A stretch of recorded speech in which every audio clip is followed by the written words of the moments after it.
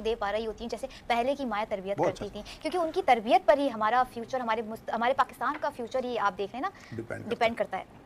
بہت زبردست سوال ہے۔ امام غزالی رحمۃ اللہ تعالی علیہ کی والدہ کو دیکھ لیتے ہیں۔ آپ دو بھائی تھے، امام محمد غزالی اور امام احمد غزالی،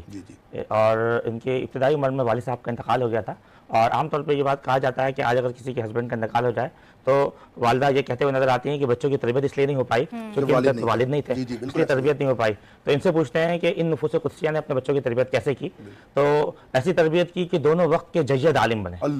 اور کیمیائے سعادت کے مصنف امام غزالی، امام محمد غزالی رحمۃ اللہ تعالی علیہ، اور دنیا معترف ہے، اور فرمایا کہ ایسے معترف ہے اور ایسے کشف و کرامت رکھتے تھے کہ ایک دفعہ بڑے بھائی نے شکایت کی، امام محمد غزالی نے شکایت کی کہ امام احمد میرے پیچھے نماز نہیں پڑھتے،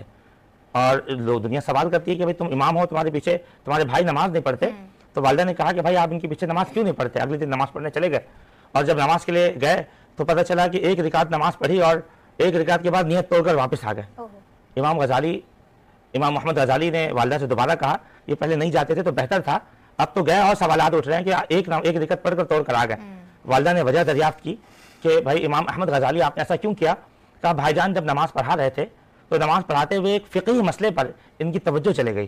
اور اللہ سے نماز میں تو اللہ سے ربط ہوتا ہے، تو میں نے یہ دیکھا کہ اللہ کے بجائے ان کا ربط ان سے جڑ گیا، اپنے فقہی مسائل کو ہی سوچنے لگ گیا، اس لیے میں نماز توڑ کر آ گیا۔ تو والدہ نے کیا تاریخ ساز جملہ کہا کہ اگر امام محمد غزالی کی توجہ فقہی مسئلے کی طرف چلے گئی تھی اللہ سے ہٹ کر، تو تمہاری توجہ اللہ سے ہٹ کر امام غزالی کی طرف کیوں چلے گئی؟ تو کیا تاریخ ساز جملہ دیا اور تربیت کی، اور ان کو بھی بتایا کہ ضرورت اس امر کی ہے کہ ہماری توجہ مستقل طور پر اللہ کی طرف ہونی چاہیے تھی۔ پھر جب والدہ محترمہ کس الفاظ سے اندازہ لگائیں، جب والدین ایسے ہوں گے، جب والدہ ایسی